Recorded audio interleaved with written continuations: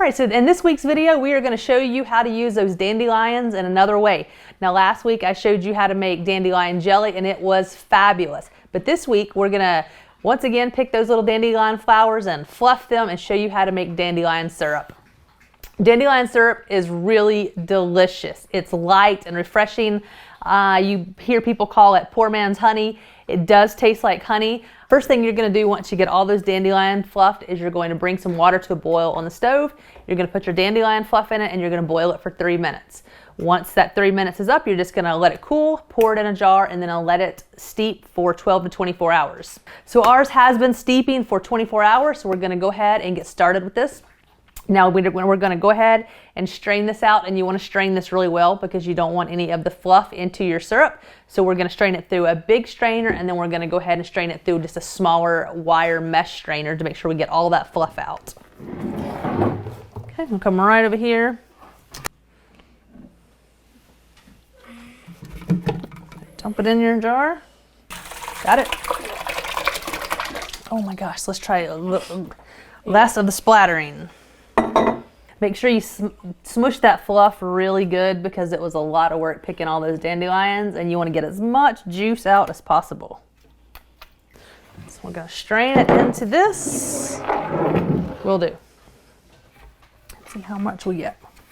Nice, pretty yellow.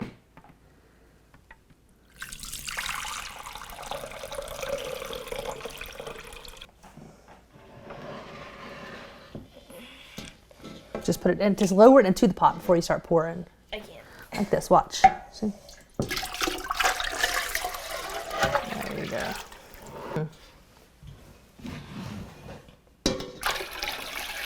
We're gonna have a lot of cups for this. I think we're gonna have to have a bigger pot, actually.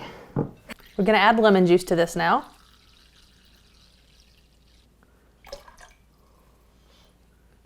So we're gonna add pectin to this. Gonna add brown sugar. So pack it? So just do it like that. There you go. Don't, easy so it doesn't splatter everywhere. Okay? Weird. Okay, and so now we're gonna add white sugar to this.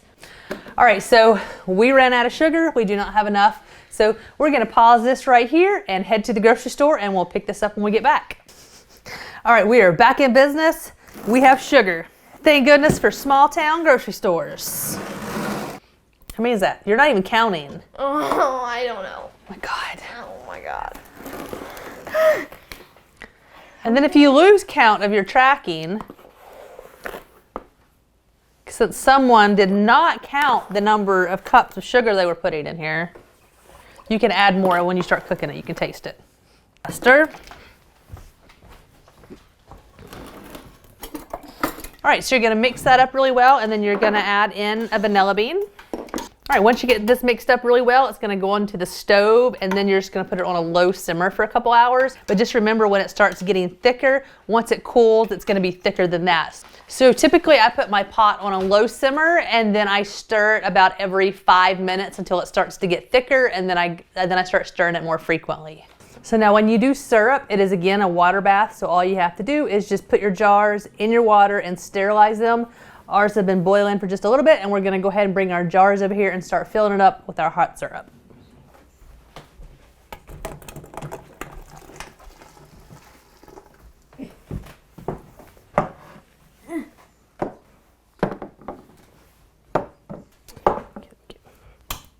I always like to dip my utensils that I'm using into the boiling water as well.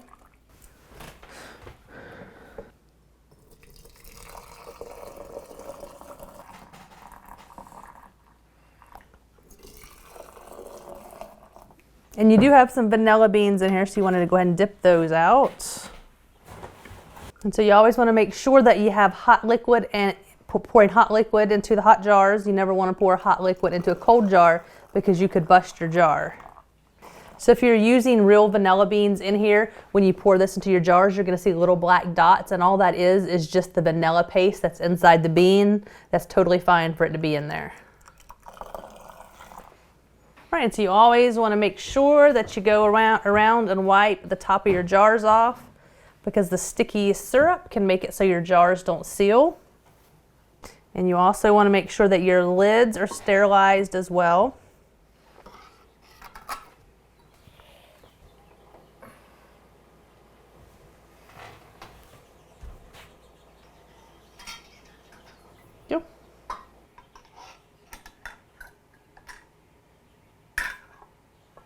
So and two, when you're doing this, if you see any kind of lids that are dented, this one is kind of warped a little bit and it's got a chip in the side, just chunk it and get you another one. Thank you. And so the jars are very, very hot, so hold on to them with the towel while you're getting your rings on.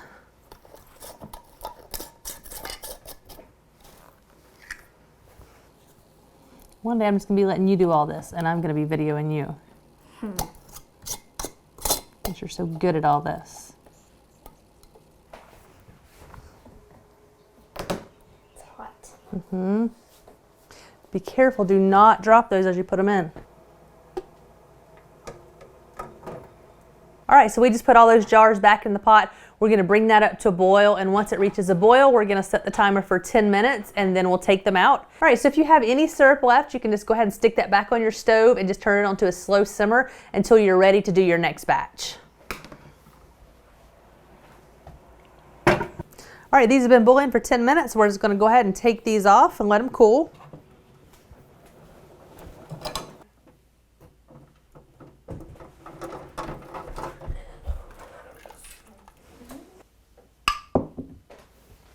And so you can already hear the lids popping on this, and that just means that they're sealing.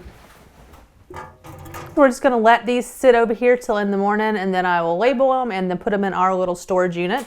Now, if you have more syrup that you need to do, you can go ahead and take your clean jars and just slowly lower them into the water and then just bring them up to a boil, and then they'll be ready to use. I was just checking the syrup to make sure it was all sealed to label and put away, and I have 3 jars that did not seal. And so what I do, and I know I'm going to get a message here that someone's going to say, you can't do that, the USDA, blah, blah, blah, blah. So this is not what the USDA says to do. This is what I do. It works great. I've never had a problem with it. But what I'm going to do is I'm going to take these lids off, and I'm going to put new sterilized lids on these. And then I'm going to do another water bath on these to seal them. Now, when you're doing a water bath or redoing a water bath, you have cold liquid. I'm not reheating this liquid. You could, if you wanted, you could go through the whole process, pour your liquid back in there, get it back to boiling again, and just re-sterilize your jars, and then do the whole process over if you wanted. But what I always do if I have, multiple jars that doesn't seal of syrup, is I'm just going to take the lids off, put new sterilized lids on here, and then I'm going to start everything from cold. I'm going to put cold water, or tap water, I should say, just warm tap water into a pot. I'm going to put these into the pot just like they are with the new sterilized lids, and then I'm going to bring that back up to a boil. Once it starts boiling, then I'm going to boil it for 10 minutes, take it back out, and let them cool. If for some reason they didn't seal again, then I'm just going to go ahead and put them in the refrigerator, and for the next couple of weeks my kids would eat more pancakes than they normally would. Those jars that I redid this morning in the water bath come out nicely, and they're all sealed up, so all of these are ready to be put into our storage. Now, I always like to label these when I put these out into our storage unit. I like to try to put up all the syrup that we're going to eat for the year, and so that ranges from this dandelion syrup to blackberry syrup, elderberry syrup. For me at this time of year, to be able to start doing some canning when I'm not so busy and be able to start building our supply up for the rest of the year is just really nice. So if you've never done anything with dandelions, I highly recommend it. It's one of my favorite that I do. To me, it's kind of a mixture between honey and molasses, and those are 2 things that I really love. It is so delicious, and it's right in your front yard. Most people do not have to go anywhere to get the dandelion flowers. They are everywhere. Now that's going to wrap it up for me for this video. Don't forget to subscribe to the channel, and also don't forget to hit that bell icon so you'll be notified when the next video comes out. Also, don't forget to head on over to Instagram and follow me over there at Life Like Lizzie. And I'm going to go ahead and get these put in storage, and I will see you on the next video.